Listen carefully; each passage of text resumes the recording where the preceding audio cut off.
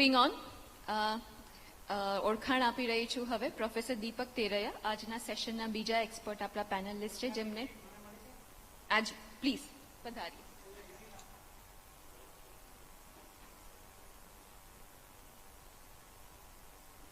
ઓળખાણ તો માણસને મળ્યા પછી જ થાય ને. પહેલા બાયોડેટા વંચાય, એ બાયોડેટા મેં મોકલેલો જ વાંચવાના હતા, એટલે મેં જ બનાવ્યો હતો કે 6 ગોલ્ડ મેડલ ને એથિક્સના ટ્રેનર છે ને 19 રાજ્યોમાં કામ કરે છે, 12મા ધોરણની 4 માર્કશીટ છે. એ નથી લખ્યું. દુધાળા અને શેડુભાર બહુ દૂર નથી, એટલે અહીંયા રહસ્યોદ્ઘાટન મને કરવાનું મન થાય, क्योंकि सर ने कहा कि जननी जन्मभूमि, तो दुधाड़ानी આપણે બધા જે માનીએ છીએ, हम सब मानते हैं कि जमीन में ताकत है. तो જે જમીનમાં જન્મ્યા એ જમીનનું તળ પણ આપણી સાથે હોય. એટલે જેમ આ દુધાળા સાહેબનું એમના વિશે બોલાયું ને કે દુધાળાથી જન્મ્યા, એટલે મારા દાદા શેડુભારથી જન્મ્યા, એટલે અમને નદી નીચેથી વહેણ મળતી દેખાય. અને કદાચ કોઇન્સિડન્સીસ આર નોટ ઓલવેઝ કોઇન્સિડેન્શિયલ, એટલે જ આ સેશનમાં આ સ્ટેજ શેર કરવાનો મોકો મને એમની સાથે મળ્યો હશે એવું મને સમજાય. 2-3 ઓબ્ઝર્વેશન્સ શેર કરીને શરૂઆત કરવી છે. ब्रोशर એવું લખ્યું હતું કે सूरत से इस कार्यक्रम की शुरुआत करते हैं. સુરતના બહુ બધા નામ છે, હરિતારા નામ છે 1000ની જેમ, ડાયમંડ સિટી કે એને કેટલા બધા જુદા જુદા નામ છે સુરતના. રિક્ષાવાળાને પૂછો તે જુદું કે પાછો. એમ સુરત છે વિશ્વના 10 બેસ્ટ રેઝિલિયન્ટ સિટીમાં પણ છે. અહીંયા જ્યાં સાહેબ બેઠા છે, એટલે જલ્દી બેઠા થવાનું વિજ્ઞાન. પ્લેગ આવે જલ્દી બેઠું થાય, ભૂકંપ આવે જલ્દી બેઠું થાય, પૂર આવે ઝડપથી ઊભું થઈ જાય. એટલે આ પ્રજાનો મિજાજ એવો છે કે કોઈ પણ આપત્તિ આવે કે કોઈ પણ મુશ્કેલી આવે તો રેઝિલિયન્સ, અને રેઝિલિયન્સ એક લાઈફ સ્કિલ છે. પછડાટમાંથી, આઘાતમાંથી ફિનિક્સની જેમ બેઠા થવું. માણસ જાતમાં પડેલું છે, પણ 12મા માળેથી આખો પરિવાર કૂદી જાય ત્યાં મારું શિક્ષણ પહોંચ્યું છે.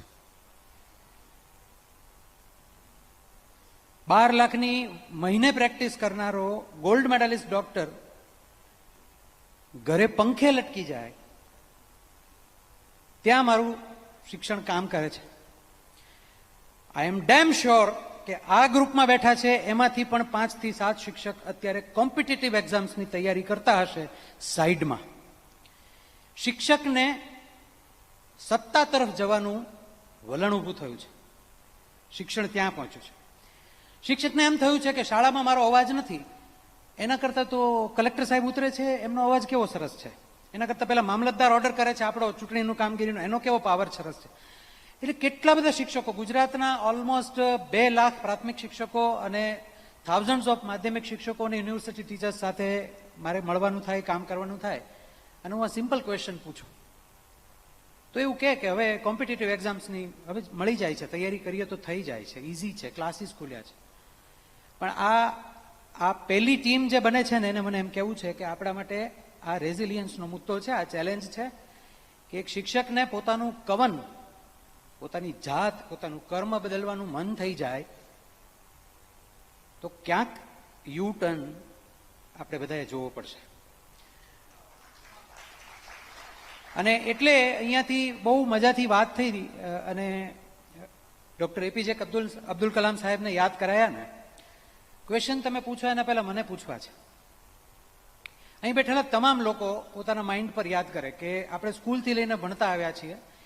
ભારત વર્ષમાં જેટલા પણ રાષ્ટ્રપતિ મહોદય કે મહોદયા આવ્યા, જે મહામહિમ રાષ્ટ્રપતિ પધાર્યા, એમાંથી આપણને કોઈ એમ પૂછે કે હુ ઇઝ યોર ફેવરિટ,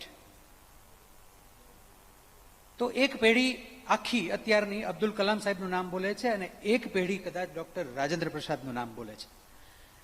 હું બંને પેઢીને પૂછું છું, વચેટીયો છું. ઓલ આર લિજન્ડ્સ, પણ આ 2 નામ સૌથી ઉપર સપાટીમાં આવે. એશિયા કપ ભલે હારી ગયા, ક્રિકેટ આપણે બહુ નસનસમાં વહે છે અને આપણો દેશ ક્રિકેટનો દેશ છે, બહુ બધું સાંભળીએ. સાહેબે ટાઈમની વાત કરીએ, ટાઈમ સાથે ક્રિકેટને પણ જોડી શકાય એવી ઘટના છે. પણ ક્રિકેટ ટીમના પણ ભારતમાં કેટલા બધા કેપ્ટન્સ આવ્યા.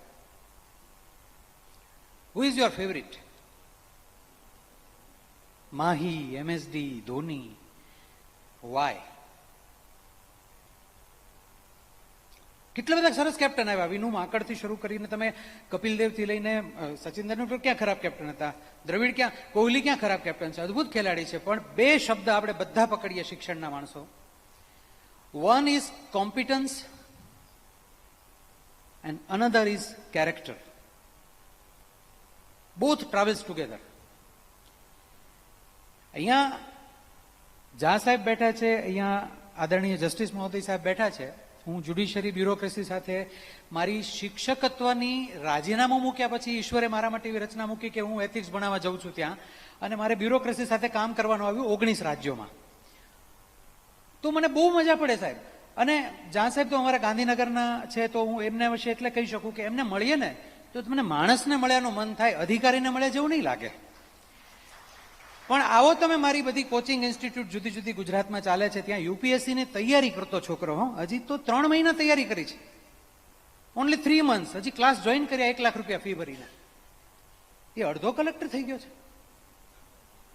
એની બોડી લેંગ્વેજ એવી. અહીંયા માનનીય મંત્રીશ્રી, મને ચહેરેથી યાદ નહીં આવ્યું, પણ જેવું હું ત્યાં બેઠો હતો ને મને રુદ્રેશભાઈએ કહ્યું ને એટલે મને મારા પગ જમીન પર આવી ગયા. હું આખો જમીન પર આવી ગયો કે જમીન પર ઉભા રહેવું શું કહેવાય, તો એ અહીંયા ઉભા છે. પણ આપણે એવા મંત્રી પણ જોઈએ છીએ કે ખુરશી આડીઅવળી થઈ ગઈ હોય તો તમને પછીથી કેવા કેવા ફોન આવે, તમારી સંસ્થાને ધ્યાનમાં રાખવામાં આવે. કોમ્પિટન્સ એન્ડ કેરેક્ટર, આ બંને જગ્યાએ જ્યારે કામ થાય ત્યારે જીવન કૌશલ્યનું ઉદ્ભવ થાય.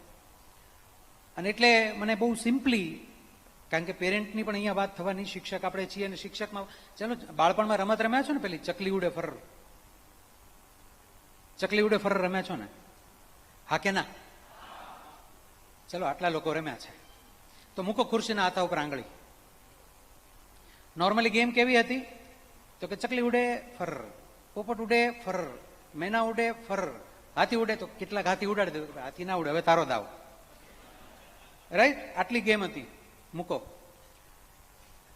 શિક્ષણ સાથે જોડાયેલો છું કે જોડાયેલી છું? ફુર તો બોલો યાર. માતા કે પિતા પણ છું? આ બંનેમાં માણસ પણ છું.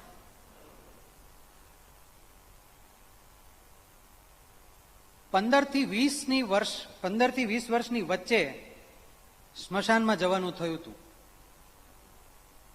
ઓછા હાથ થઈ ગયા હોય એકદમ. 21 થી 25 વચ્ચે સ્મશાનમાં જવાનું થયું હતું. 25 વર્ષ પછી મેં સ્મશાન જોયું, અને મેં હજુ સુધી સ્મશાન જોયું જ નથી. બેનો સ્વાભાવિક છે, કેટલીક પરંપરાની વાત છે, પણ એ પણ બદલાઈ રહી છે. તમારું સંતાન, તમે પપ્પા છો, મમ્મી છો, યાદ કર્યું?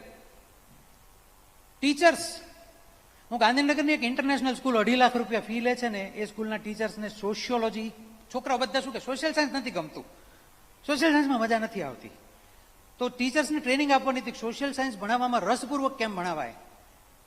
અને એ ટીચર્સને ટ્રેનિંગ આપવામાં મેં પ્રયોગ મૂક્યો, 57 વિદ્યાર્થીઓને સ્મશાનનો પ્રવાસ કરાવવાનો. અને ગાંધીનગરમાં તો ફરવા જવા જેવું સ્મશાન છે, તમને ત્યાં ટાઢક થાય જાવ તો, સેલ્ફી લેવાનું મન થાય એવા ભગવાન છે. બહુ નજાકતથી સ્મશાન બને છે હવે બધા જ શહેરોમાં લગભગ. પણ મારા ને તમારા મમ્મી પપ્પા એવા હતા કે કોઈ ગુજરી જાય તો કે હેલ ભાઈ મોહન કાકા ગુજરી ગયા, કભે ટુવાલ ના નીકળો હેડો મારી સાથે. અને હું તમે એમ કહેશું બેટા તારે ટ્યુશન પડશે, પછી લાઈફ સ્કિલની વાત રહેવા દઈએ. બહુ નવેસરથી શરૂ કરવું પડશે. સમય બદલાયો છે, એ સમય સાથે હું 100 વર્ષ પાછળ જઉં, મારા પપ્પા, એના પપ્પા, એના પપ્પા, તો ઘરની અંદર સંતાનોની સંખ્યા પૂછીએ તો 6 ભાઈ 5 બહેન, 4 ભાઈ 6 બહેન, પૂછો ને બધા. હવે મારે એક જ છે. અને આમાંથી કેટલાયના મનમાં વિચાર આવ્યો હશે કે સાહેબ આ જમાનામાં એક જ પોસાય, એટલે હવે બધું પોસાવા ઉપર છે. એટલે મારે એને કેનેડા મોકલવો છે, જન્મે ત્યારથી કેનેડા મોકલવો છે, જન્મે ત્યારથી મારા મનમાં એક એનું NRI નું વિઝન છે. એક આવ્યો, હવે મારા દીકરાને માની લો કે એને લગ્ન થશે, સુખી લગ્ન જીવન જીવશે ને એને દીકરી થશે, એને પછી એક દીકરો થશે, એને પછી એક દીકરી થશે, 3 પેઢી આમ ગયો એમ 3 પેઢી આમ જઈએ, ફ્યુચરમાં દ્રષ્ટિ કરીએ તો આપણી સ્કૂલો ચાલતી જશે. સ્કૂલ બંધ થાય એવી સિસ્ટમ છે નહીં. તો એ સ્કૂલોને બીક લાગે કે આપણી સ્કૂલ બંધ થઈ જશે. તો સ્કૂલમાં પરીક્ષા આપતું હશે 4થી પેઢીનું બાળક, એને એમ પૂછવામાં આવશે કે મામા કોને કહેવાય, ફઈ કોને કહેવાય.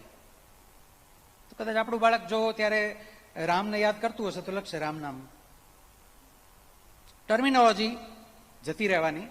એ સમયમાં કેળવણી ને શિક્ષણ, અને એમાં પણ આપણે એક ક્રાંતિ રીતે વિચારવાની નવી શિક્ષણ નીતિ આટલા વર્ષે બદલાઈ છે. બહુ મોટો મોકો છે. લોહા ગરમ હે, માર દો હથોડા. 15 મિનિટ થઈ ગઈ. આમાં તમે કઈ લખો નહીં તોય સમજાય જ જાય. તમારે કોરી ચિઠ્ઠી જ આવવા દેવી, બોલનાર સમજી જશે. આમાં લખવાની મહેનત નહીં કરવાની. દર વખતે કોરી આવે તો તમે સમજી ગયા, અમે સમજી ગયા. કોરી ક્વિકલી કામ કરીએ એટલે મોહબ્બત હોય ને, મોહબ્બત છે એટલે મોહબ્બતના 4 મુદ્દા કહી દેવા છે. सॉरी, अच्छा नहीं, प्यूनिटिव अप्रोच निकली जाए स्कूल में तो उठबेस नहीं करवी, चिट्ठी वापिस दिया जाए. 15 मिनट तो अभी बाकी है मेरे दोस्त. Thank you. घड़ियाल पाछड़ करो थोड़ी. टर्मिनोलॉजी मामा फूफी सारी टर्मिनोलॉजी खत्म हो जाएगी, ये मैं बोल रहा था. और नेक्स्ट मुझे जो कहना है,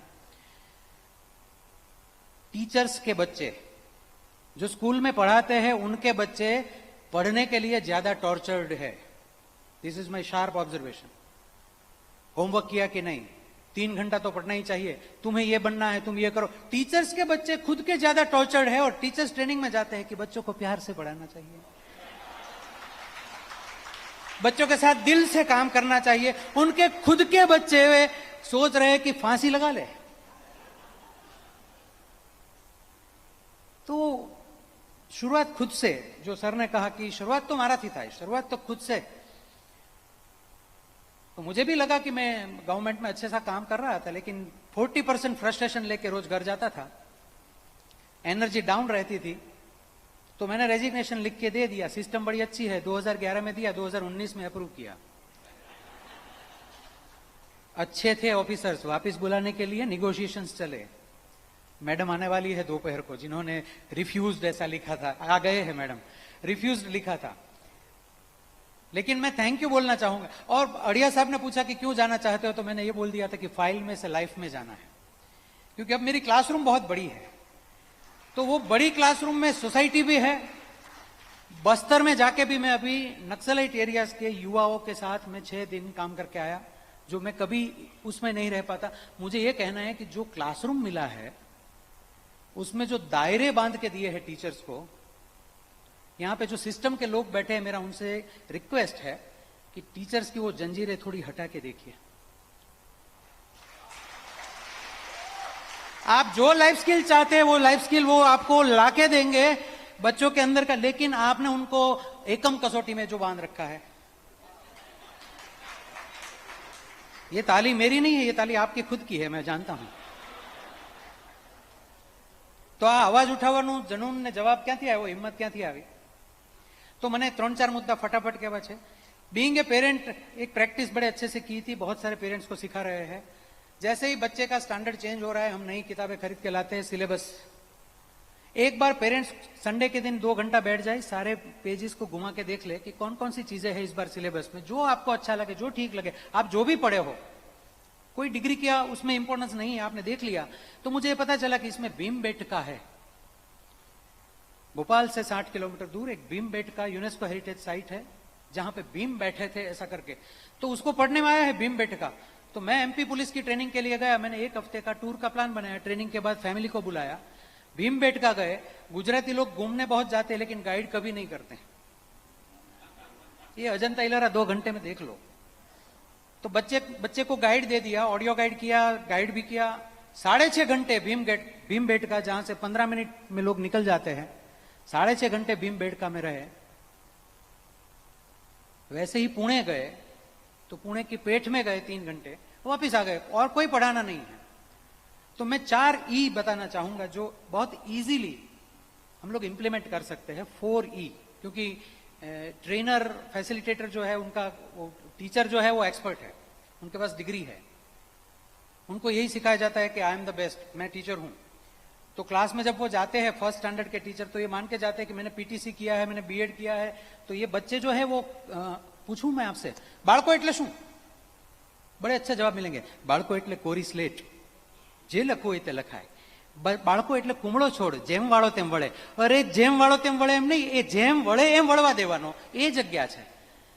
ગુલાબના ફૂલને એવું કહેતા હોય, બગીચામાં બાલ્કની में उगाया है, गमले में गुलाब का फूल उग रहा है, उसको क्या बोलेंगे? मिस्टर पारेख के बंगले की ओर मत देखना, सोलंकी के बंगले की तरफ देखना। वो दोस्त है, वो दुश्मन है। हम लोग नॉर्थ कोरिया साउथ कोरिया नहीं है जहां पे सिलेबस में ये सिखाया जाता है कि पड़ोसी दोस्त हमारा दुश्मन है। हम लोग वो नहीं है। तो मैं जगह वो कहना चाहता हूं कि फर्स्ट स्टैंडर्ड में टीचर शुरू करते हैं कि बच्चे कोरी स्लेट, खाली किताब, मैं जो लिखूंगा उसमें जाएगा। जबकि फर्स्ट स्टैंडर्ड में एडमिशन लेने वाला बच्चा 6,500 शब्द स्कूल से नहीं, घर से ही सीख के आया है। रोटली, बारणू, बारी, दादी माँ, बा, पगथ्यू, चकली, पोपट, 6,500 शब्द वो सीख के आया। और यहां पे एप्पल से शुरू होता है या कलम से शुरू होता है? तो वहां से शुरू हो अगर कि तुम क्या लेके आए हो, तो मुझे क्या आता है से वहां से शुरू होगा। जो एजुकेशन की जर्नी मने शू आवड़े छे थी शुरू थाय, उसमें कोई बंदा नहीं रुकेगा। लेकिन मुझे जो नहीं आता उसमें आप मुझे बिठा दीजिए। स्पीपा ने मुझे आरटीआई का काम दिया था, बोले राइट टू इंफॉर्मेशन का ट्रेनिंग करो जा जाके। मैं डिप्रेशन की दवाई ले लेवाना था उस टाइम पे, लेकिन होता है ना। दूसरा, तो 4 ई जो मैं कहना चाहता हूं, the first one is exposure, the second one is experience, the third one is enrichment and the fourth one is enlightenment. You start with just exposure. હું બહુ સિમ્પલ 1 મિનિટમાં જ પૂરું કરી દઉં, ટાઈમ અહીંયા ચિઠ્ઠી લખાઈ રહી છે, પાછળના ચશ્માએ કહ્યું। गुलाब जामुन पहली बार कब खाया था, याद कीजिए। Give and thought, gulab jamun पहली बार क्या रखा दो? सबको याद होगा कि अगर गुलाब जामुन अच्छे लगते हैं, अगर बुरे लगते हैं तो भी याद होगा। मैं 6 साल का था, किसी की शादी में गए थे, नीचे बैठ के खाना खा रहे थे, परोसा गया थाली में गुलाब जामुन बॉल जैसा, गेंद जैसा घूम के ऐसे मेरी थाली में चाशनी का पीछे, तू बन जा मेरी चाशनी करके पीछे आया। तो मैंने मां को पूछा ये बॉल क्या है, दड़ो शू है? तो मेरी मां ने कहा ये बॉल नहीं है, ये गुलाब जामुन है। तो मैंने हाथ में उठाया, मैंने बोला ना गुलाब है ना जामुन है। तो बोले अरे बहुत सवाल पूछता है, लाओ। मां ने मेरा गुलाब जामुन उठाया, मुझे बोला मुंह खोलो, तो मैंने मुंह खोला, बोला बड़ा खोलो आ। कुछ लोगों को अभी पानी आ रहा है मुंह में। ये साइकोलॉजी की सेशन नहीं है। गुलाब जामुन खाया तो हाहाकार हो गया, गुजराती में कहते हैं, वो बहुत मजा आ गई। तो फिर मैंने क्या किया होगा, फिर मैंने मां की थाली में जो गुलाब जामुन पड़ा है उसके सामने अपनी नजरें टिकाई। मां ने अपना तुरंत, मां होती है, मां को समझने में हमें देरी लगती है, लेकिन मां को हमको समझने में देरी नहीं लगती। पिताजी की फोटो को, पिताजी के जाने के बाद 7 साल बाद फोटो को गले लगा के मैं रोया हूं। और 12वीं कक्षा की तीनों मार्कशीट ओके की है, सॉरी बोल के। कुछ चीजें देर से समझ में आती। Before time is on time हम कहते हैं, लेकिन हम टाइम पे नहीं जा पाते। तो मां ने अपना गुलाब जामुन मेरी थाली में रख दिया, 2 खा लिए। जब तक वो दोबारा आया, परोसने वाले के सामने ऐसे देखा कि उसको पूछना पड़ा कि और चाहिए। तो फर्स्ट अटेम्प्ट में मैंने 6 गुलाब जामुन खाए। The first exposure with gulab jamun, with 6 gulab jamun. फिर बहुत अच्छे लगे। कुछ दिन बाद घर में गेस्ट आने वाले थे, मां ने 100 रुपए का नोट दिया, बोलो मिठाई, अच्छी वाली मिठाई लेके आओ, मामा जी आने वाले हैं। मैं कौन सी मिठाई लाया हूंगा? जाके बोला गुलाब जामुन दो, थोड़ा सा चखने को दो। ये चखने का बहुत अपना वो है, 10% लगेगा, 20% लगेगा। દુકાનમાં મીઠાઈ ચાખવાની અને કરપ્શન પ્રેક્ટિસીસને બહુ મોટી નિસ્બત છે। બેટા દૂધની 2 થેલી લાવી દઈશ, તારી 5 સ્ટાર પણ સાથે લેતો આવજે। મોટાભાગના પેરેન્ટ્સને એવી કમ્પ્લેન છે કે બાળકો હવે સાંભળતા નથી, ઘરનું કામ નથી કરતા। તો દે સ્ટાર્ટેડ વિથ રિશ્વત। एक्सपोजर થઈ ગયું ગુલાબ જામુનનું, एक्सपीरियंस થવા માંડ્યો. ગુલાબ જામુન इतने खाए, कहीं आगरे में खाया, केरल में खाया, कई जगह पे खाया. तो I have been expert with gulab jamun. ये गुलाब जामुन को रिप्लेस करेंगे हम ट्रेनिंग के साथ बाद में. तो मैं गुलाब जामुन में एक्सपर्ट हो गया. रात को आप मुझे ऐसे चिमटी काट के पूछे कि गुलाब जामुन क्या होता है, तो मैं पूरा आप जो गूगल डेटा देता है वो डेटा मैं आपको दे सकता हूं रात को 2:30 बजे. I have been enriched with knowledge, skills and attitude of gulab jamun. बस वहां तक तो पहुंच गए, फिर बहुत पसीना है परमहंस तक जाने में. एनलाइटनमेंट, काफी सारे लोग 2 तक पहुंच के मर जाते हैं, कुछ तीसरे को छू लेते हैं थोड़ा सा, और कुछ लोग होते हैं जो कंटेंट एंड कैरेक्टर, जो कॉम्पिटेंस एंड कैरेक्टर मैंने बोला, वो दोनों को जो साथ में लेके जाते हैं, वो डॉक्टर कलाम, वो माही, धोनी, जो भी एग्जांपल्स हम ले, हिस्ट्री से जितने नाम उठाए, तो मुझे ये कहना है कि 4E से अगर हम कोई भी बच्चों के साथ काम करें, यू स्टार्ट विथ एक्सपोजर. मैं श्मशान में जब ले गया बच्चों को, उस रात बच्चों ने खाना नहीं खाया. दूसरे दिन से सोशल साइंस में अलग तरीके से क्वेश्चन उठे उनके. उनका जो हवा में उड़ने का जो वो था इंस्टाग्राम की वजह से, वो यकायक श्मशान में एक दिन में 9 फ्यूनरल में उन्होंने असिस्ट किया, पानी दिया किसी को, लकड़े दिए. तो वो 55 स्टूडेंट्स का एक ट्रांसफॉर्मेशन देखा कि श्मशान का टूर करवा के. तो एक्सपोजर कहां पे ले जाएंगे आप? एक्सपोजर उन्हीं से पूछिए, एंड देन एक्सपीरियंस, उसमें से जो उसको अच्छा लगे उसको ले जाए. मैम यहाँ ओरोविल से आए हैं, बात करेंगे ही करेंगे, लेकिन मैंने बहुत सालों पहले किरीट दादाजी से सुना था वो एक्सपेरिमेंट कि टीचर क्लास में बैठे रहते हैं, स्टूडेंट आते हैं, उनको क्या पढ़ना है वो पढ़ने के लिए. मैथ्स पहले पढ़ना है तो पहले क्लास मैथ्स की होगी, तीसरी क्लास उसको लैंग्वेज की पढ़नी है, तो वो खुद तय करेगा कि मुझे कौन सी क्लास कौन से नंबर पे पढ़नी है. That is the Auroville. तो अपने क्लास में एक्सपेरिमेंट करने के लिए थोड़ी सी हिम्मत की जरूरत होती है, और आपकी हिम्मत आपके दिल में रहती है, दिमाग में नहीं. मेरा लास्ट सेंटेंस जो है वो एक बहुत जानी मानी फिल्म से है. गब्बर के खौफ से सिर्फ एक ही आदमी बचा सकता है, वो है खुद गब्बर. और जो गब्बर है वो लीडर है, खतरनाक डाकू है, लेकिन उसका ज्यूरिडिक्शन सिर्फ 50 कोस है. 51 पे कोस पे कोई गब्बर की धमकी पे बच्चा सोता नहीं है. गब्बर ऐसे ऐसे सवाल पूछता है, कितने आदमी थे, होली कब है, तू सरदार है, होली नहीं पता तुझे, कितना गोली है, तू सरदार है, तुझे नहीं पता कितना गोली है, तू कैप्टन है, तू बता, कौन सी चक्की का आटा खिलाते हैं रे. रामगढ़ आपने अपनी कैरियर में 6 बार लूटा, 6 बार लूटा, उसी चक्की से आटा रोज रोटी यहां बनती है, आपको चक्की वाला का नाम नहीं पता. कितना इनाम रखे हैं सरकार हम पर. मारा मित्रों મળે તો પૂછે, Deepak you are putting weight on and on. હું કહું ના ના, તો 2 કિલો ઘટ્યું છે. મારા ઉપર ઇનામ મને જ નથી ખબર. ગબ્બર ઇઝ માય નાલાયક બુદ્ધિ. સવાલ ही उठाएगी, बेतुके सवाल. एंड हार्ट इज माय सांभा, always gives answers, no questions. केळवणी, एज्युकेशन दिलનો मामलो છે, दिमागનો છે જ नहीं. उसमें दिमाग मत घुसेड़ो यार. उसमें जितना दिमाग जाएगा उतना इवोल्यूशन बढ़ेगा. उसमें जितना दिमाग जाएगा उतना पास फेल वाला स्ट्रक्चर बनेगा. उसमें जितना दिमाग जाएगा उसमें 35 आता है तो तुम चल जाओगे, 65 नहीं आए तो चलेगा वाला चलेगा. लेकिन 100% बनने का विज्ञान जहां से शुरू होता है कि जब मैं सीखना सीख लेता हूं, जब मुझे सीखना आ जाए तो सिखाने की कहां जरूरत है. और वो जर्नी तक ले जाने वाले हम लोग जो है यहां बैठे हैं, बहुत सारे एक्सपेरिमेंट्स कर सकते हैं हम लोग. तो इसी बात से मैं आप सबके गब्बर को याद दिलाना चाहूंगा कि गब्बर का नहीं, अभी सांभा को एक्टिवेट करने का जरूरत है. मोहब्बत थी, दिल थी, બાળકો સાથે, સંતાનો સાથે કનેક્ટ થઈને લાઈફ સ્કિલ્સને જોડીએ. વોકેશનલ સ્કિલ એ લાઈફ સ્કિલનો એક ભાગ છે, હું એને જુદું નથી માનતો. વોકેશનલ સ્કિલ લાઈફ સ્કિલનો એક ભાગ છે. એટલે લાઈફ સ્કિલ આવે તો એ બધું જ આવે. અને હવે આ फाइनल समय की मर्यादा है, क्षमा नहीं, क्षमा नहीं, इसमें आपने जो कहा है क्षमा मुझे मांगनी है, उल्टा ऑर्डर है. Thank you. और गब्बर अगर पुराना पड़ रहा है कुछ नए काले बाल वाले लोगों को, तो मैं ये कहना चाहूंगा, सुल्तान को एक ही आदमी हरा सके है, सिर्फ सुल्तान. मारा क्लासना एफर्ट्स त्यारे ज फेल जशे ज्यारे हूँ इनिशिएटिव्स में नहीं हो, ત્યાં સુધી કોઈ સંભાવના નથી. Thank you.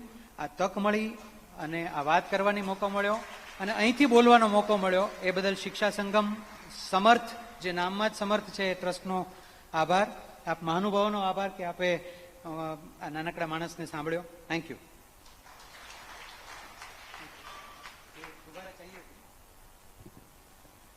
बहुत ही इंटरेस्टिंग सेशन हो रहा है और इसी सेशन को आगे बढ़ाते हुए अब मैं विनंती करूंगी जस्टिस श्रीवास्तव जी से कुछ आशीर्वचन कहने के लिए. सर पधारे.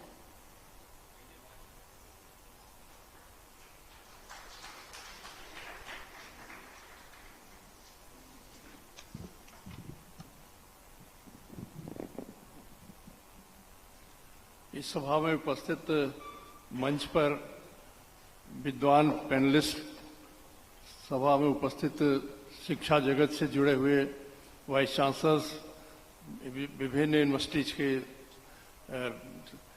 अध्यापक, सभी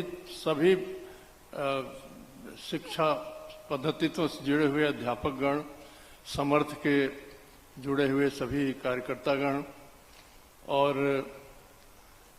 भाइयों और बहनों, वंदे कृष्णम जगत गुरु. भगवान कृष्ण से बड़ा कोई गुरु नहीं, जगत गुरु. मित्रों, अभी हम अपने मनीष जी ने डॉक्टर एपीजे अब्दुल कलाम साहब का जिक्र किया. उनके जीवन की एक घटना से मैं अपनी बात प्रारंभ करना चाहता हूं. वो जब पहली बार वो देहरादून एक इंटरव्यू देने के लिए गए और इंटरव्यू में वो सेलेक्ट नहीं हुए, बहुत मुश्किल से कुछ थोड़े पैसे जोड़कर कहीं से लेकर गए थे. तो वहां से लौट करके वो उनके जीवन में ये आता है घटना कि आए और आकर के जो हरिद्वार और ये ऋषिकेश में वो गंगा जी के किनारे घूम रहे थे.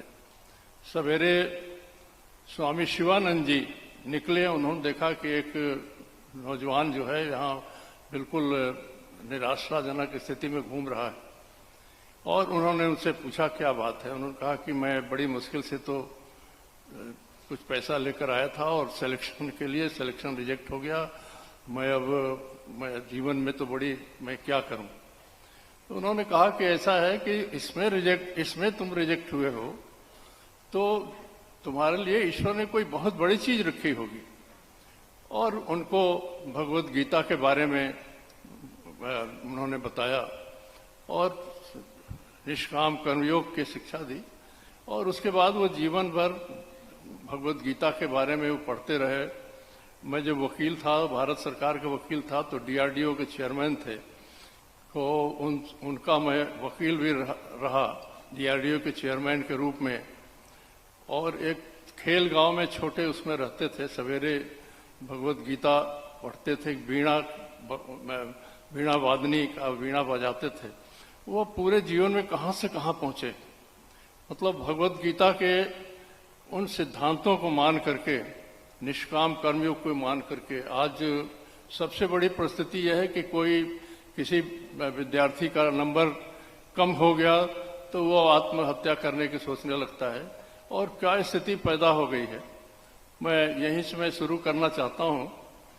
शिक्षा के बारे में हमारे पूर्व के वक्ताओं ने, कल भाला जी ने और भी वाइस चांसलर साहब ने अभी इसके पहले बताया काफी चीजें. मैं तो विधि और न्याय के क्षेत्र का व्यक्ति हूं, परंतु मैंने भगवत गीता को देखा तो भगवत गीता में 16वें अध्याय के 5वें श्लोक में ये लिखा है कि मनुष्य की केवल 2 जातियां हैं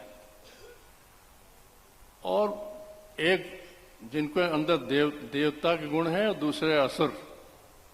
शिक्षा के माध्यम से ज्ञान प्राप्त करके और उसमें उन्होंने इंग्रेडिएंट्स दिए हैं कि कोई व्यक्ति जो है वो देव गुणों से दैवी संपदा के मालिक कैसे हो सकता है.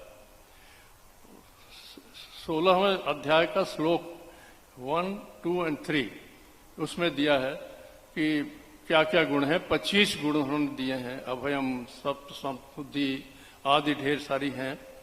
और दूसरे तरह के मनुष्य होते हैं जो असुर हैं.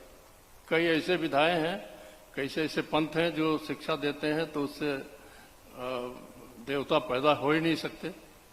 शिक्षा मित्रों, शिक्षा के माध्यम से ही ज्ञान प्राप्त होता है और ज्ञान से ये स्पष्ट सिद्धांत है कि ज्ञान से पवित्र कुछ भी नहीं है, ज्ञान से पवित्र कोई तत्व नहीं है। भगवान कृष्ण सबसे बड़े शिक्षक थे और उन्होंने जो भगवत गीता में अर्जुन उनका विद्यार्थी था और वो शिक्षक के रूप में थे। ज्ञान योग के 14वें अध्याय के अभी जो हम लोग बात कर रहे थे, सेवा, श्रद्धा और संस्कार, इसके बारे में उन्होंने 2 श्लोक बहुत अच्छे हैं। 4थे अध्याय का 34वां और 39वां श्लोक, जिसमें उन्होंने साफ साफ कहा है कि जिस ज्ञानी पुरुष के पास जाइए और उससे कुछ सीखना हो तो पूर्ण रूप से सरेंडर करके जाना पड़ेगा, पूर्ण रूप से सरेंडर, सेवा करना पड़ेगा और प्रति प्रश्न क्वेश्चन आंसर। भगवत गीता में भी भगवान से प्रश्न किया कृष्ण ने और प्रश्न ही उत्तर है, वही गीता का सब सार है, सारे एजुकेशन का पहला वो।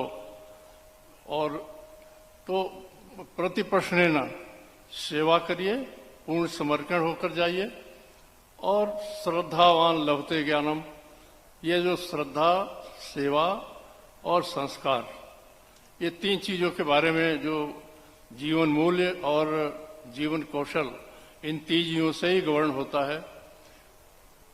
पूरी भगवत गीता ही जीवन मूल्य को कैसे, जीवन को कैसे संवारा जाए, किस प्रकार से आगे बढ़ें, इस पर निर्भर करता है। मित्रों, हम हर व्यक्ति संपूर्ण शक्तियों के साथ ईश्वर के द्वारा पैदा होता है। शिक्षा के माध्यम से उसकी जो सुप्त शक्तियां हैं और शिक्षक जो है उसको पहचान करके उसको जगाता है और वो शक्ति जिस क्षेत्र में जागृत होती है उस क्षेत्र में टॉप पर पहुंच जाती है। ये शिक्षक का ही कार्य है। कैसा शिक्षक हो, कल भाला जी ने इसके बारे में, कैसा पाठ्यक्रम हो, इसके बारे में भाला जी ने कल बहुत स्पष्ट रूप से सारी व्याख्या की है। मैं केवल इतना कहना चाहता हूं कि प्रत्येक व्यक्ति जब पैदा होता है तो जो शूद्र ही होता है, केवल संस्कार के बल पर ही उसको द्विज बनाया जाता है, यह स्पष्ट सिद्धांत है। तो संस्कार कैसे आते हैं? शिक्षा के माध्यम से, परिवेश से, महापुरुषों के अनुकरण से। मित्रों, इसी भगवत गीता के 4th अध्याय के साफ साफ लिखा हुआ है, भगवान कृष्ण ने कहा है कि मैंने इस प्रकार के ये जो अविनाशी योग आपको दे रहा हूं समाज को अर्जुन के माध्यम से, इसको सर्वप्रथम मैंने मनु को दिया था और मनु से इक्ष्वाकु और सारे राजर्षियों को प्राप्त हुआ। कुछ दिनों बाद वो लुप्त प्राय होने के कारण दोबारा मैं दे रहा हूं। तो जो गुरुकुल व्यवस्था थी हमारे भारत के अंदर शिक्षा की, जिसके अंदर रह करके और शिक्षक और छात्र इन दोनों का किस प्रकार का संबंध है, किस प्रकार से कार्य करना चाहिए, किसे शिक्षक कैसे शिक्षा दे, विद्यार्थी को क्या करना चाहिए, भोजन कैसे हो, किस प्रकार रहना हो, ये सारी चीजें उसमें हैं। इसी गुरुकुल प्रणाली के आधार पर 4 वेद की रचना की गई, 6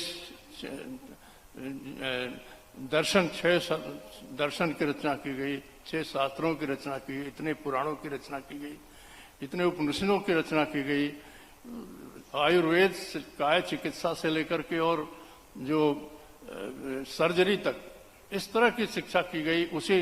उसी के आधार पर वो राम के काल में भी था, वैदिक काल में भी था, वो जो है वो बुद्ध के काल में भी आया, थोड़ा परिवर्तन होकर के इतने बड़े बड़े यूनिवर्सिटीज बनी सब। परंतु और इस्लामिक पीरियड में सबसे ज्यादा उस पर हमले हुए, जहां जहां इस्लाम का शासन हुआ वहां पर गुरुकुल प्रणाली के ऊपर, मंदिरों पर हमला होता रहा। अंग्रेजों ने इसको सबसे ज्यादा प्रयास किया कि समाप्त करें, और गुरुकुल प्रणाली जहां जहां अंग्रेजों का शासन उनका बस चला उन्होंने समाप्त किया। जो नई अभी राष्ट्रीय शिक्षा नीति आ रही है, हमारे उस गुरुकुल प्रणाली के बहुत सी चीजों को पुनः प्रकाशित करने के लिए हो रही है। और जो बीच का कालखंड था, मैं वकील था, तो एक एमबीबीएस पास व्यक्ति आए, तो उन्होंने कहा एमएस में मेरा एडमिशन कराना है, वहाँ हो नहीं पाया। मैंने एक रिट फाइल किया, रिट में उसको प्रोविजनल एडमिशन हो गया। बाद में उनके एक भाई थे जो बहुत अच्छे समाज सेवक थे, समाज के लिए कार्य करते थे, उन्होंने मुझको भेजा था मेरे। बाद में मैंने उनसे पूछा कि बहुत अच्छा है कि आप एमएस होकर के और समाज की सेवा करेंगे। उन्होंने कहा नहीं, मैं समाज की सेवा के लिए तो नहीं जा रहा हूँ, मैं तो पैसा कमाने के लिए जा रहा हूँ, और मैं तो पेट चीर करने के बाद और पैसा ले लूँ, और अगर नहीं देता है तो मरने दूंगा। इस प्रकार की बीच की परिस्थिति पैदा हो गई थी। आज चाहे वकालत के पेशे को आप देख लीजिए, चाहे वो किसी भी प्रोफेशन को देख लीजिए, चाहे वकील का हो, चाहे डॉक्टर का हो, चाहे किसी, ये सारे प्रोफेशन समाज सेवा के लिए हैं। समाज सेवा करते हुए अपनी आजीविका चलाने के लिए है, धन कमाने के लिए नहीं है। और इस प्रकार का ये अंग्रेजों के बाद ये 75 सालों में इस प्रकार की परिस्थितियां पैदा हुई कि मेरा ये मानना है कि नई शिक्षा प्रणाली और भगवत गीता के जो सिद्धांत हैं उसके अनुसार टीचर्स का अगर सृजन हो, अध्यापक का उस छात्र का उसी प्रकार से उस व्यवस्था की जाए, तो पुनः हम उसी स्थिति में जाकर बहुत पूरे देश को उन्नति के शिखर पर ले जा सकते हैं। और हम जो है पुनः जो है पूरे भारत को विश्व गुरु बना सकते हैं। इन शब्दों के साथ मैं अपनी वाणी को विराम देता हूं। धन्यवाद।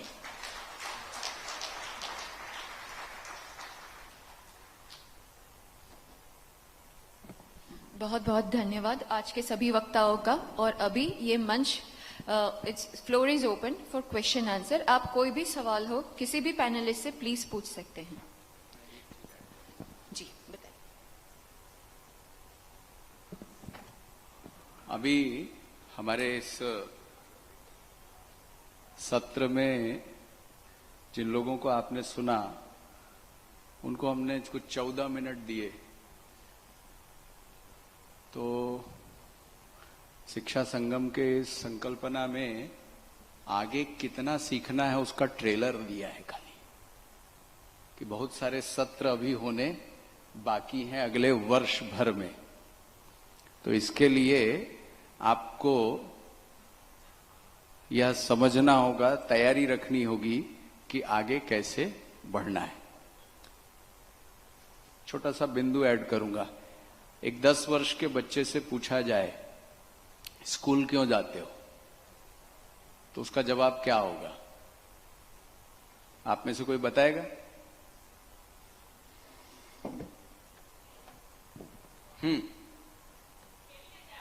नहीं, रैशनल आंसर, पढ़ने, एकदम पढ़ने जाते हैं। दीपक जी ने जो बात कही मैं उसमें से ही कहूंगा कि उन्होंने बहुत स्पष्ट एक, तो उसको मैं दूसरे शब्दों से कहूंगा। दूसरा सवाल पूछिए बच्चों से। पहला सवाल तो पूछा स्कूल क्यों जाते हो, तो जवाब देगा पढ़ने जाते हैं। दूसरा सवाल पूछिए पढ़ना क्यों है, तो इसका जवाब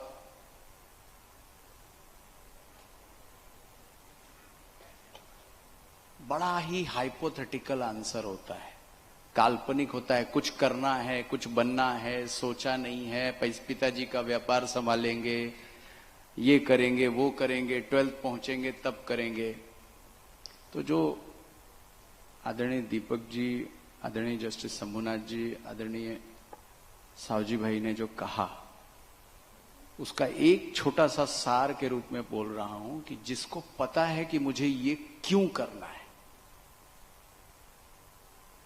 वह अपने रास्ते खुद निकालने के लिए आई कैन डू एनीथिंग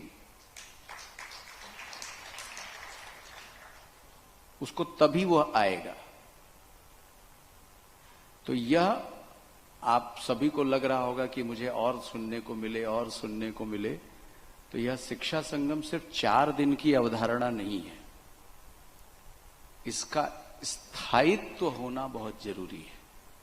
तो आप 4 दिन में एक टीम बनेंगे और टीम के बाद हर हफ्ते हर महीने देश के विभिन्न विभिन्न क्षेत्रों में तपस्या करने वाले, कर्मठ प्रयास करने वाले, जीवन की अपनी लकीर खींचने वाले ऐसे बहुत सारे पुरोधाओं से हमको बहुत कुछ सीखना है, जानना है, पूछना है, समझना है और आगे बढ़ना है।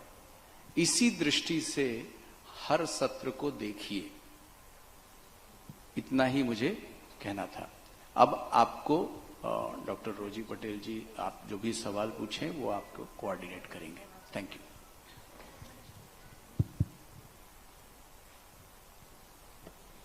हाँ जी, सवाल? यस, सर के पास माइक पहुंचाइए, वॉलंटियर्स वहां पे। आप किनसे वो सवाल पूछना चाहते हैं वो भी बताइएगा प्लीज।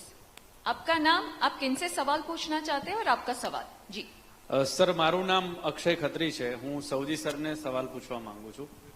સવાલ કરતા સર તમારા વિચાર જાણવા માંગુ છું કે શાળાઓની અંદર કે કોલેજની અંદર ભણતા વિદ્યાર્થીઓનો એન્ડ ગોલ જોવા જઈએ તો નોકરી મેળવવાનો છે।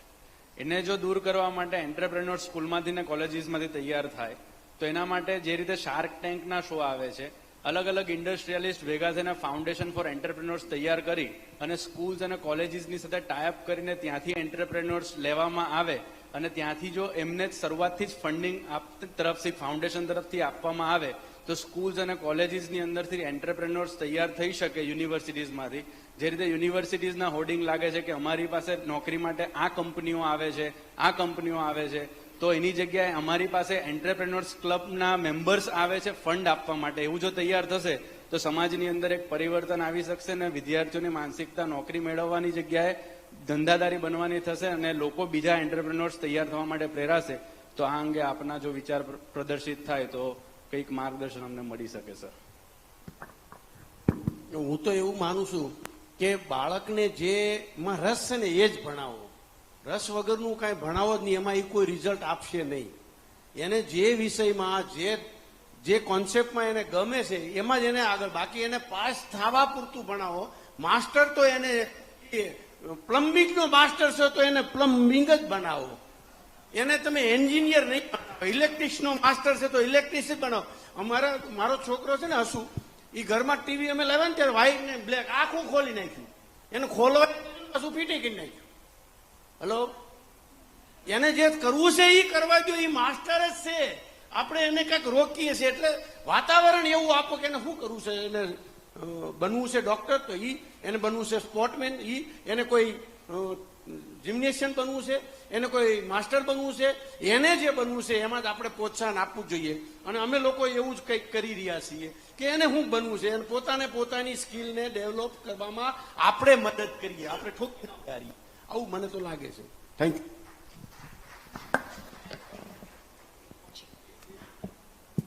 જે વાત કીધી એમાં એક પોઈન્ટ એડ કરવો છે કે એ રસ છે એ ખબર પડે એ આઈડેન્ટિફાઈ કરનારા આપણે ને મા બાપ હોઈએ સામાન્ય રીતે। ત્યાં પેલો એક્સપોઝર વાળો રોલ આવે છે। મેળામાં બાળક ચકડોળ પીધું છે, મારે ફુગ્ગો લેવો છે, મારે ચોકલેટ ખાવી છે, મારે આઈસ્ક્રીમ ખાવો છે। કેટલાકમાં આપણે હા પાડીએ છીએ, કેટલાકમાં ના પાડીએ છીએ, એ આપણા ત્યારે મૂલ્યના આધારે નક્કી કરેલા હોય।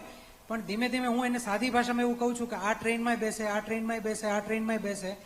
10 ટ્રેનમાં મુસાફરી કર્યા પછી એને પોતાની ગાડી જડી જશે અને પોતાની ગાડી જડી જશે એટલે અનંત યાત્રાએ ઉપડી જવાનો છે। એ ગાડી છોડાવવાની જર્ની એ આપણે બધા બેઠા છીએ।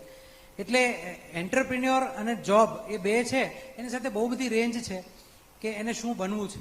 પેલી કી એન્ડ કા ફિલ્મમાં કહે છે ને કે મારે મારી માં જેવા બનવું છે, તો એ પુત્રવધુ જેવું છોકરો વિચારે છે કે મારે એક ઘરમાં હાઉસવાઈફ બનવું છે। તો એ ફ્રેમ છે એની પોતાની છે ને એને નર્ચરન્સ મળે ત્યારે એ ફ્રેમ કેવી વિકસે। તો આપણે નર્ચરર્સ છીએ તો મને એવું લાગે છે કે એ માવજત વાળી જે વાત છે એ જગ્યા પણ આપણે સાથે સાથે પકડવી। એટલે એક્સપોઝર જેટલા સ્કૂલમાં તમે મૂકી શકો પકડશે કે અમારે આ જોવું છે, અમારે આ જોવું છે। એટલે પાવર બેઝડ એક્સપોઝર્સ અત્યારે સ્કૂલને બહુ મળે છે. એટલે જે આવે છે ને પાવરની જર્નીમાંથી આવે છે અને તમહાવ એવું શીખે છે કે જે પાવર બાજુ જાય ને એનું તામઝામ વધે છે. એ એક મને બહુ આમ ખૂંચે એવી એક જગ્યા છે કે એક મામલતદાર આવ્યા હોય ને તો બાળકને એ સપનું થઈ જાય કે કેવી ગાડીમાંથી ઉતર્યા તો આપણે ઉતરશું, પણ મામલતદારની સાથે એક દિવસ રહેવા જાય તો એને ખબર પડશે એને કેટલો પરસેવો પડે છે.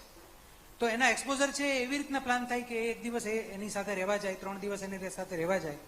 પેરેન્ટ્સ સાથે એવો પ્રયોગ કર્યો હતો. પેરેન્ટ્સને પૂછ્યું કે તમારા સંતાન લાગે છે, બાળપણથી ઓબ્ઝર્વેશન કર્યા પછી કઈ કેરિયર જોવી છે, તમે લિસ્ટ બનાવો. એને લિસ્ટ બનાવ્યું 25-30 વસ્તુનું. એવું છોકરા નહીં કરાવડાવ્યું. પછી બેયને સાથે બેસાડ્યા, કોમન કયા નીકળે છે એ જુદા પાડ્યા. એમાં પ્રથમ પહેલા 5માં કયા મૂકવા છે એ પહેલા 5 વાળા રાખ્યા અને લિસ્ટ 5 કયા આવે છે એ પણ રાખ્યા. અને વેકેશન દરમિયાન એ 10-10 હવે એને લખ્યું CA, તો એને પૂછ્યું કે તમારા સગાવાલામાં CA કોણ છે, ચાર્ટર્ડ એકાઉન્ટન્ટ, તો એની સાથે એને 2 દિવસ મોકલો. ભલે પછી એ પ્યુનનું કામ કરાવે કે એની બાજુમાં બેસાડીને શીખવાડે એ એની મરજી. 2 દિવસનું એને એની સાથેનું ઇન્ટર્નશીપ.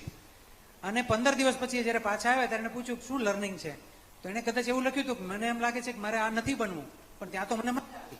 અને મેં CA લખ્યું હતું ત્યાં મને જરાય મજા ના આવી. ત્યાંય પૂરું નથી થતું, ત્યાં હજી એક વખતે જાય. કારણ કે પહેલી વાર કદાચ મૂડના ટેન્ટ્રમ્સ હોય જુદા, 2 કે 3 વખત એક્સપોઝરમાં જશે ત્યારે એને ફાઇનલી ખબર પડશે કે આ મારી પેશન છે ને આ મને બહુ ગમે છે. અને એમાંથી જયારે જર્ની શરૂ થાય છે એને નર્ચરન્સ આપવાનું શરૂ કરીએ ત્યારે બહુ જ ઘટના બને છે. મારો એક એક્ઝામ્પલ આપું તો મારો દીકરો છે એક જ છે અને મારું 12,000 કરોડનું એક્સપોર્ટ છે. એને હીરામાં આવવું નથી. હલો, હવે મેં પ્રયાસ તો કર્યા જ હોય, પણ છતાં મેં એને કીધું તને ગમે એ કર, મને વાંધો નથી. અને આજે મારે એને કેવું પડે, આખો દિવસ એટલો બીજી હોય, એને ગમતો વિષય મળી ગયો ને, આજે આખો દિવસ બીજું તું મારા માટે 2 કલાક રાખજે ભાઈ, આપણે આવો ધંધો નથી કરવો. નકર તો એને ઠોહા મારવા પડે, તું આ કર. હું તો હીરો મારી સીટ છે એ જ હોપવા માંગતો હોઉં ને, પણ એ કાંઈ ન હલે મારે દિવાળીઓ કાઢે જો એને ગમતો વિષય ન હોય તો. એટલે એને જે ગમે છે એ આ મેં પસંદ કરવા દીધું ને હું હેપી છું અને ઈ હેપી છે, એને રોકવો પડે છે એટલો મહેનત કરે છે.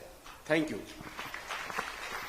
આ પ્રશ્નોત્તરીને નેશનલ એજ્યુકેશન પોલિસી સાથે આપણે જોડીએ તો નેશનલ એજ્યુકેશન પોલિસીમાં 11 વર્ષથી 16 વર્ષની વચ્ચે બાળકની અભિરુચિ અને શક્તિ એ બંનેનો જો મેપ થાય તો એક ટોટલ ડેવલપમેન્ટ અને એને જે ગમે છે એ જ દિશામાં એ આગળના ઓપ્શન સિલેક્ટ કરી શકે એ અપાયેલું છે.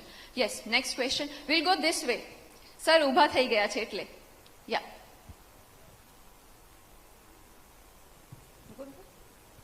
જયસુખ કથિરિયા, સનગ્રે સ્કૂલ ઉધના, જે આખું ભારત વસે છે.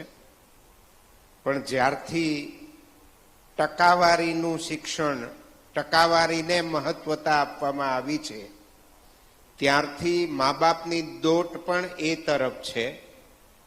આજના જ પેપરોમાં ઓલ ઇન્ડિયા રેન્ક 1, 2, 3, 4, 5 અને તમામ લોકોને 2 જ બ્રાન્ચ દેખાય છે, IIT અને મેડિકલ.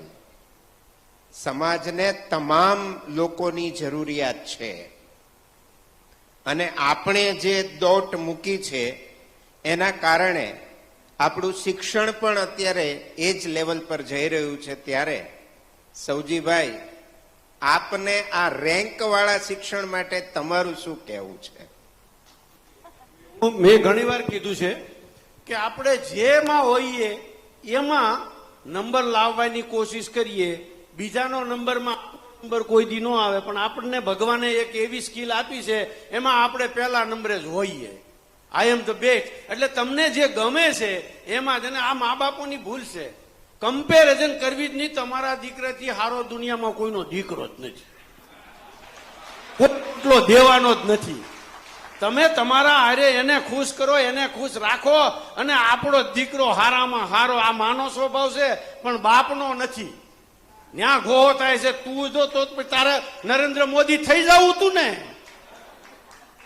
તારે અબ્દુલ કલામ થઈ જવું તું ને. એને બાપો થયો નહીં, છોકરાને કરવો તું ડોક્ટર થઈ જાય. ડોક્ટર તારો આ છેલ્લો નંબર આવ્યો, પહેલા નંબરની મેથી. હું તો આવું ગુજરાતીમાં સ્પષ્ટ કહેવા વાળો માણસ. Thank you. Moving on. પેનલિસ્ટનો સમય બહુ ઓછો છે તો ક્વેશ્ચન્સ પ્લીઝ શોર્ટ રાખજો. Yes sir. હેલો. હા પૂછો sir. Excuse me. Yes, ma'am. Excuse me. Sir, मैं डॉक्टर शेष करण चारण, मेरा सवाल तरैया जी से है कि अपनी जो एजुकेशन पॉलिसी है इसमें एकेडमिक और कॉम्पिटिटिव दोनों ही पॉलिसी में बहुत फर्क होता है, दोनों ही तरीके की एजुकेशन में। सर, हम जब 12th करके आते हैं, ग्रेजुएशन कर लेते हैं, तब तक की जो पढ़ाई होती है उसका जो पैटर्न होता है, और वहां से क्रॉस करके जब हम कॉम्पिटिटिव में आते हैं तब वो एकदम चेंज हो जाता है। बहुत बार देखा गया है कि इतनी सारी कोचिंग कर लो, इतनी सारा पढ़ाई कर लो, कॉलेज कर लो, यूनिवर्सिटी में कर लो, डिग्री ले लो, लेकिन आप कॉम्पिटिटिव एग्जाम में जाते हैं तब फेल हो जाती है। तो मेरा ये सवाल है कि सर, इस एकेडमिक और कॉम्पिटिटिव दोनों को एक साथ जोड़ के कुछ ऐसा मसौदा अगर तैयार हो तो वो ज्यादा फ्रूटफुल रहेगा। तो आप जवाब दे रहे हैं कि सवाल पूछ रहे हैं? सर, मैं आपसे सवाल पूछ रहा हूं क्योंकि आप पॉलिसी के साथ जुड़े हुए हैं ना, इसलिए मेरा आपसे ये निवेदन। सर, ओके, पॉलिसी के साथ मैं उतना जुड़ा नहीं हूं, मैं आपको ये करेक्शन कर लूं, लेकिन जो मेरी समझ मुझे बताती है, मुझे ये पता चल रहा है कि जो मैंने यहाँ पे भी बताया कि कॉम्पिटिटिव जब हम वर्ड बोलते हैं तो मुझे जवाब ये आता है, late us not compete with each other, let us complete with each other. और जो हमारी पॉलिसी है वो सर्वांगीण वो शब्द यूज करती है।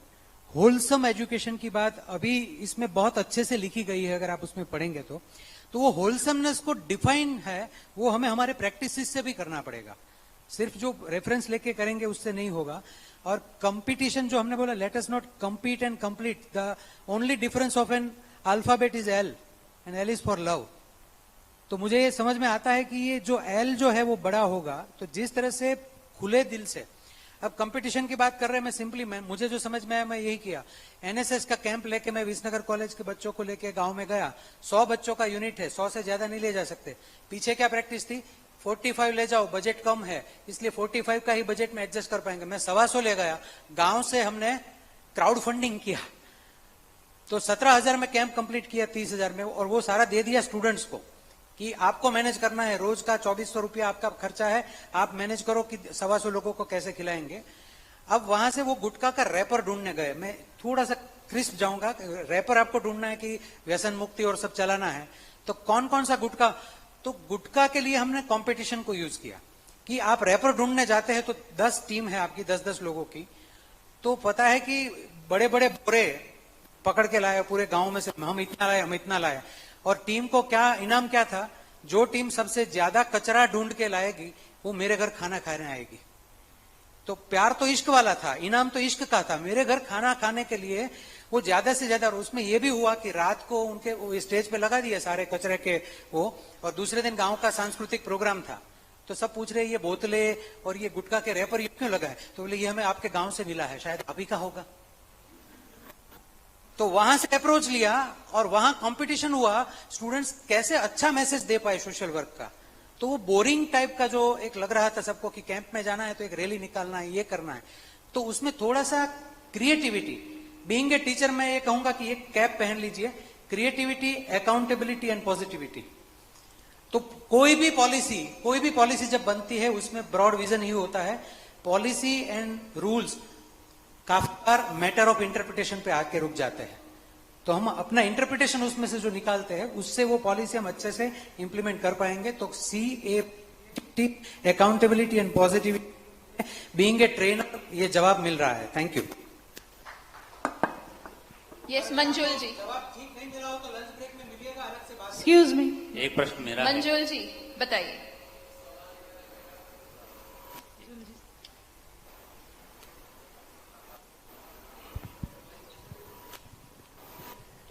सवाल पूछना था इसलिए आया इधर। 2 शब्द हैं, ट्रेनर और मेंटर, और दूसरा कॉम्बिनेशन है ट्रेनिंग और ट्रांसफॉर्मेशन। एक शिक्षक की दृष्टि से कौन सा शब्द ज्यादा महत्वपूर्ण है? किसको सवाल है? जो भी जवाब देना चाहे। मैंने तो तुरंत माइक उठा लिया, हाँ, क्योंकि इसमें ट्रेनर था इसलिए। हमारी सभ्यता में एक शब्द है गुरु, और गुरु रिलेट्स टू टीचर, ट्रेनर, और उसके अलावा का तीसरा शब्द मैं कहना चाहूंगा विच इज अ फैसिलिटेटर।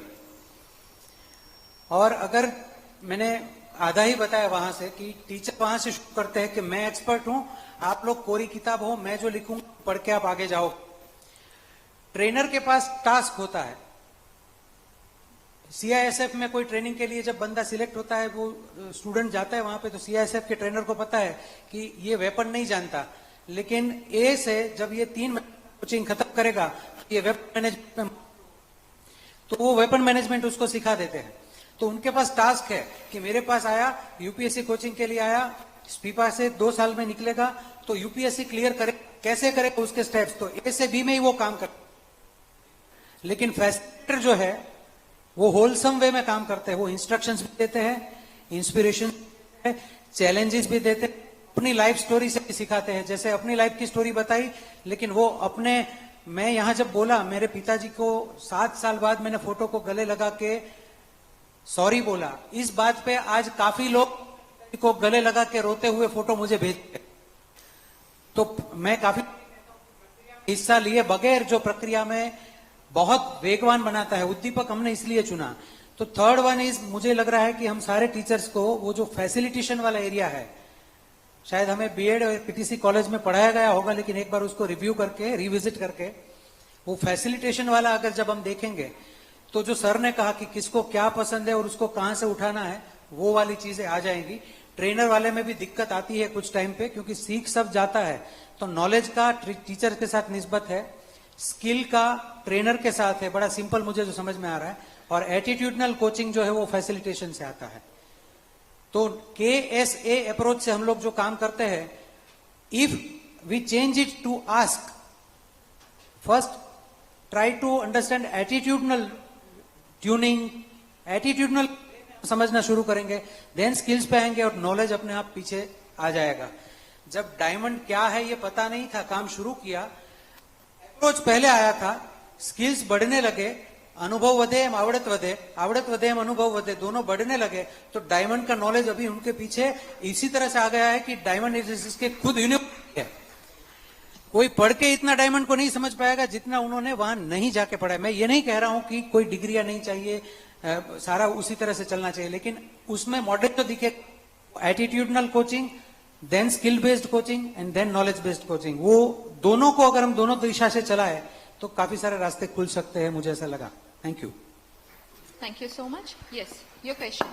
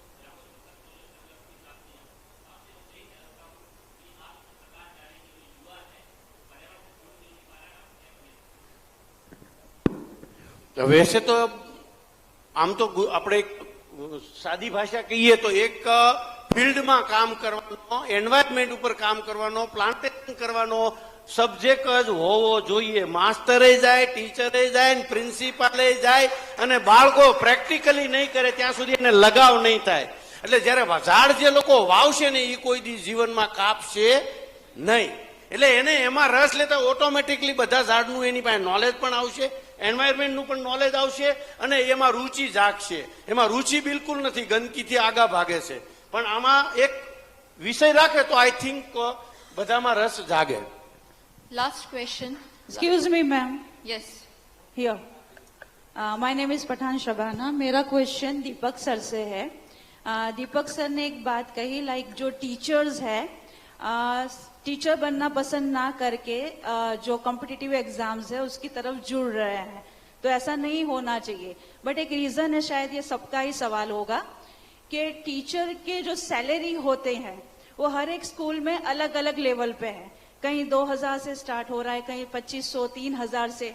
तो क्या गवर्नमेंट की तरफ से कोई एक ऐसा होना चाहिए कि भाई एक ही लेवल से सब टीचर का करियर स्टार्ट हो, बीएड टीचर्स है, प्री प्राइमरी है। और जब जैसे सवजी भाई ने बोला कि जब टीचर खुद ही सेटिस्फाई नहीं होगा तो बच्चों को कैसे देगा, तो कहीं ना कहीं ये इनजस्टिस लगता है और बहुत ज्यादा एक टीचर्स पे बर्डन भी होता है कि घर जाने के बाद भी स्कूल की ड्यूटीज रहती है।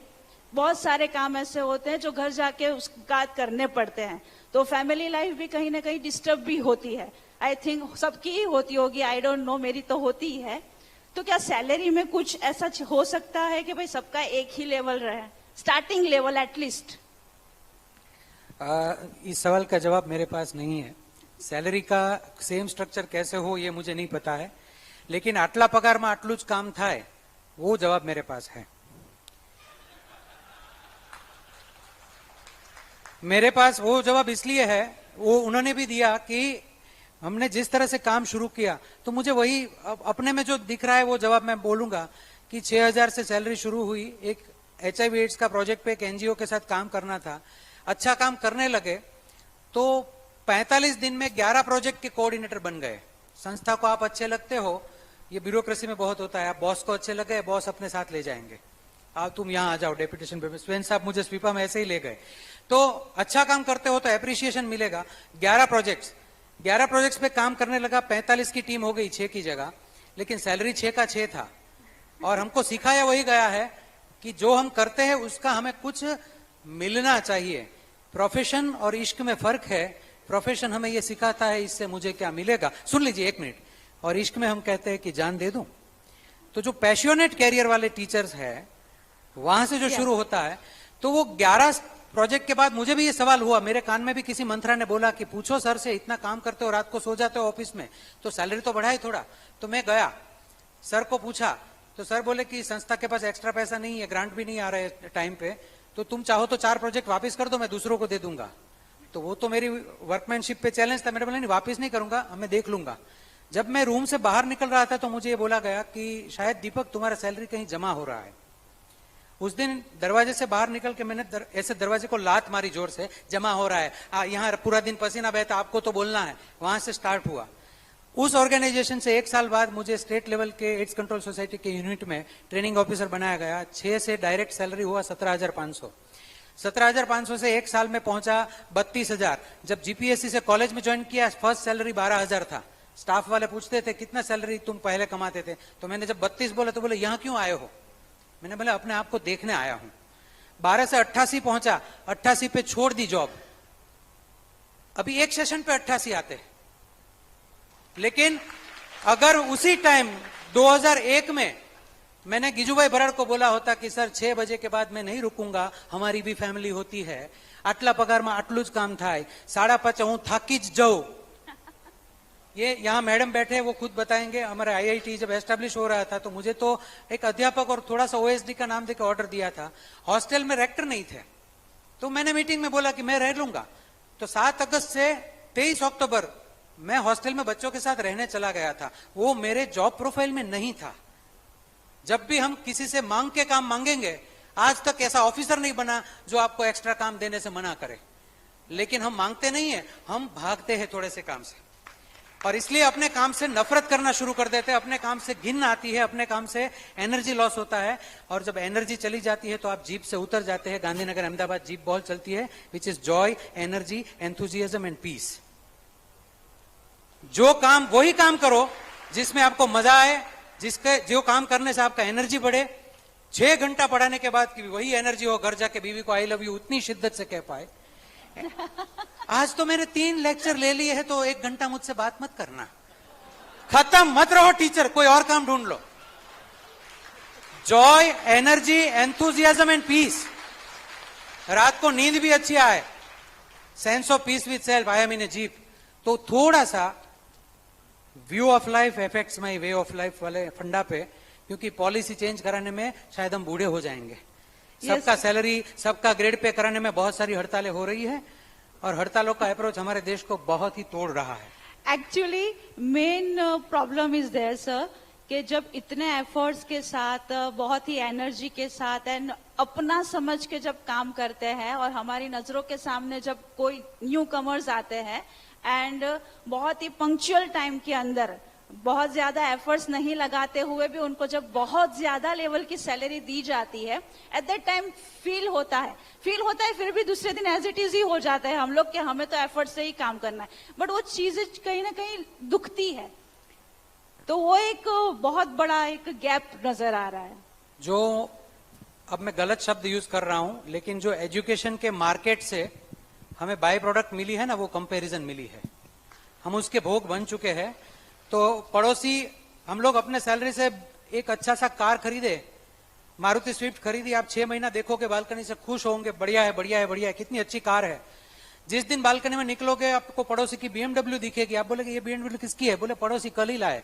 अरे उसका तो सैलरी भी मुझसे कम है, उसका तो डिग्री भी कम है, मेरे पास जो है, जो मुझे मिला है ईश्वर से, उसको देखने के बजाय मेरे पास नहीं, वो इनके पास क्यों है, वो कंपटीशन वाला जो है। और सारे जॉब को हम गुजराती लोग पैसे से क्यों जोड़ते हैं, ये एक बड़ा सवाल है। सारे चीजों को हम पैसे से जब जोड़ेंगे तो वो आप इवोल्यूशन कर रहे हैं कुछ जगह पे, तो जो एफर्ट जो है, एफर्ट को पैसे के साथ मत जोड़िए, एफर्ट को आप अपनी एनर्जी के साथ जोड़ेंगे तो शायद बहुत सारे जवाब मिलेंगे। आप यहाँ पे, मैं ऑलरेडी लंबा जवाब दिया हूं, लेकिन एक बार आप मुझसे मिलके जाइएगा 2 मिनट के लिए, मेरा रिक्वेस्ट है। Thank you.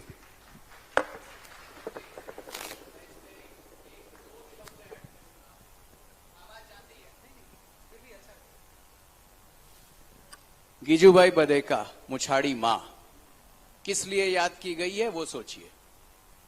और माँ 4 बच्चों का जीवन जन्म देकर के उसको बिना किसी अपेक्षा का आधार बना करके उसका डेवलपमेंट करती है, बूढ़े होने पर कई बार वृद्धाश्रम पहुंच जाती है। तो शिक्षक जीवन की दिशा देने वाली माँ है।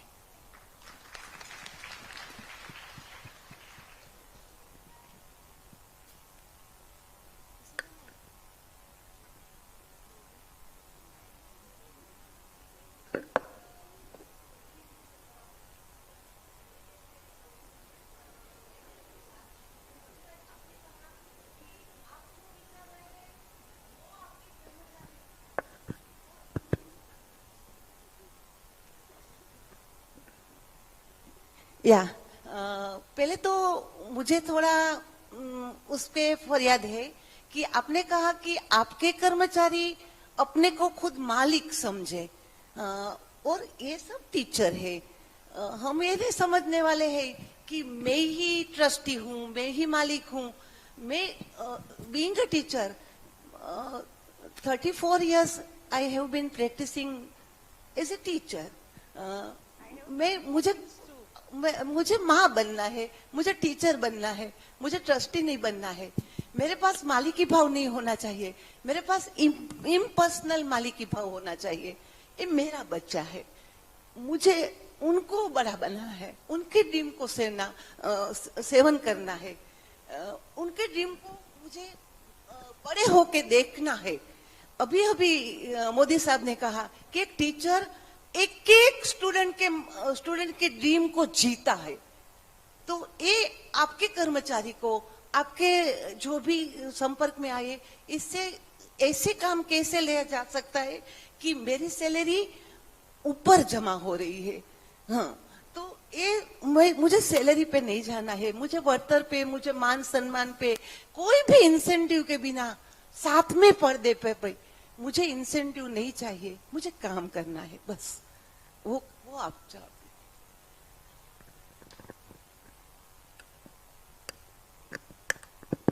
લગભગ તો આ સહેલો જવાબ છે, એટલે બહુ સારો સવાલ છે તમારો।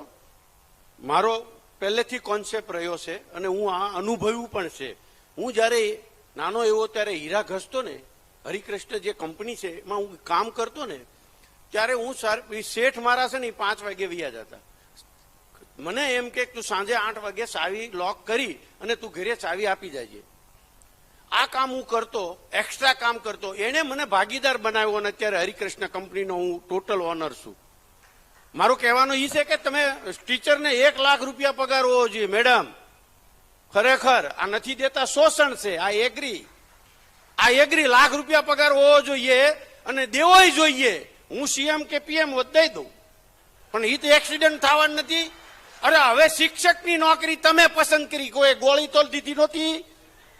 હલો, કોઈ ગન લઈને તો ઉભું નહોતું. તો લાખ રૂપિયા સેલેરી આવે કે ન આવે, પણ 1.5 લાખનું કામ તો કરી દેવાની શક્તિ આપણામાં છે ને. હાલો, કુદરતના ચોપડે આપણી જમા થાય કે નહીં? એમ અમારા એમ્પ્લોયને હું એમ કહું છું કે મેં એવું વાતાવરણ બનાવ્યું છે કે આપણે બીજાને કેવી રીતે મદદ કરી શકીએ, બીજાને કેવી રીતે સપોર્ટ આપી શકીએ, બીજાને મોર કેવી રીતે કરી શકીએ. આખી કંપનીની થિંક આવી છે અને બધા જ લીડર છે અને બધા જ બધાને મદદ કરે છે. અને એટલે દિલથી મારું કહેવાનું, સાહેબે કીધું એમ, અમારી પાસે તો દિમાગ હતું જ નહીં એટલે મેં દિલ જ વાપર્યું, સમજ્યા? અને હારો વિકાસ થઈ ગયો.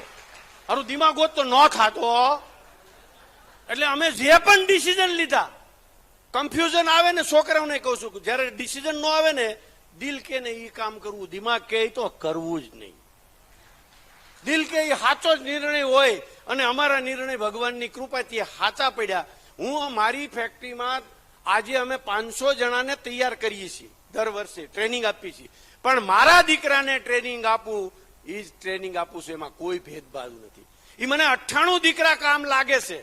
2 કદાચ નો કામ, બધા મગ સડી ન જાય. તમે મગ આપણે કુકરમાં નાખી તો ન સડે.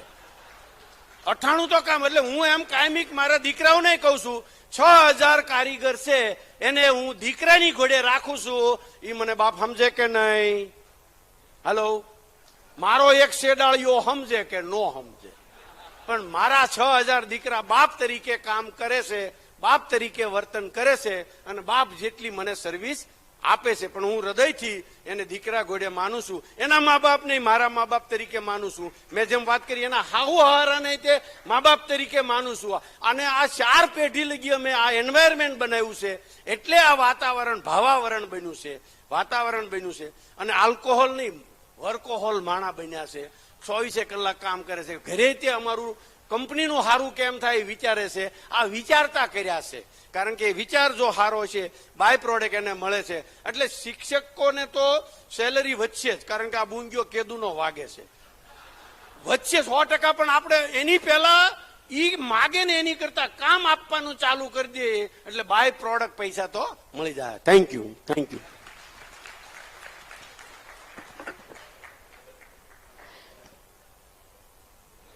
बहुत सारे सवाल अभी भी बाकी है और बहुत सारे जवाब भी बाकी है, पर as a last parting shot ma'am देते हैं. मैं आपसे रिक्वेस्ट करूंगी, मैं आपको एक पिक्चर दिखाना चाहूंगी जिसको पुलित्जर प्राइज मिला था. एक अफ्रीकन गर्ल का एक पिक्चर है, वो आप सबके लिए है. वो प्लीज देखिए और आप क्या देखते हैं उसमें वो बताइए. नहीं, last one, yes this one. This is the picture in front of you. The photographer is Kevin Carver. उनको पुलित्जर प्राइज मिला. The girl you can see, she is dying, and she died almost within 5 to 6 minutes. But what are your observation about this picture? Fast, yes sir. Sir जल्दी बता दीजिए. Shout.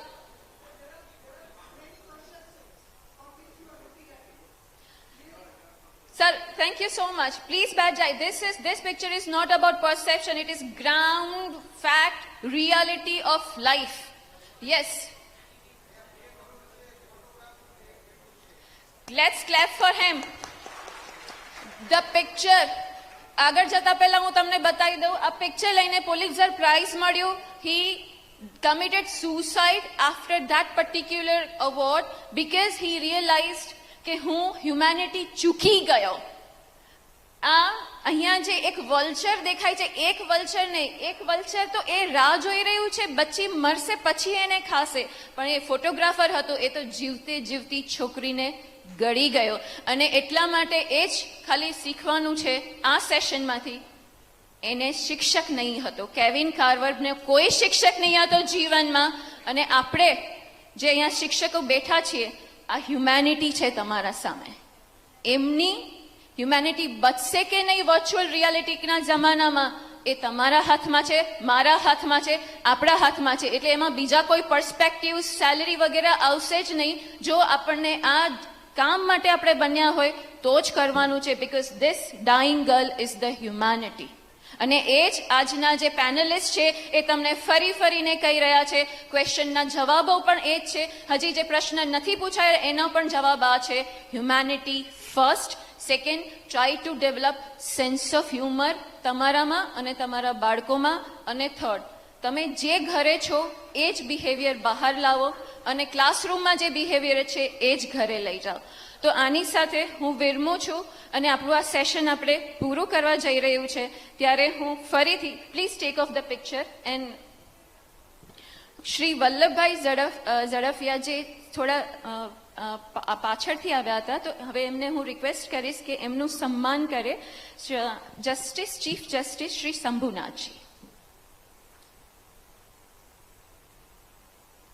Shri Vallabhbhai ઝડફિયાનું સન્માન કરશે chief justice Shri શંભુનાથજીને. આપણે તાળીઓથી વધાવી લેશું.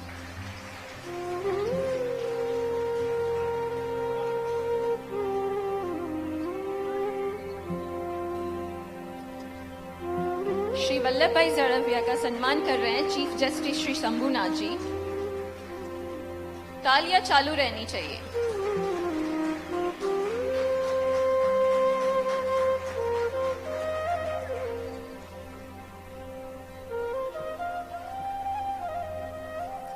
और एक हर्षद जी का पुस्तक किसी के पास है, माँ नी बोली सौथी वाली. प्लीज उनको आप वापस कर दीजिएगा. उन्होंने इंस्ट्रक्शन दिया हुआ है. हर्षद जी का पुस्तक है माँ नी बोली सौथी वाली. आप उन्हें वापस कर दीजिएगा जिनके भी पास है. और इस सभा को अभी समापन की तरफ ले जाते हुए मैं सभी का धन्यवाद करती हूँ, खास करके हमारी पैनलिस्ट का. और आगे फॉर्मली ये जो है वोट ऑफ थैंक्स देने के लिए मैं गुजारिश करूंगी श्री धीरू भाई से कि वो आभार विधि करें. धीरू भाई से कि वो आभार विधि करें. श्री धीरू भाई.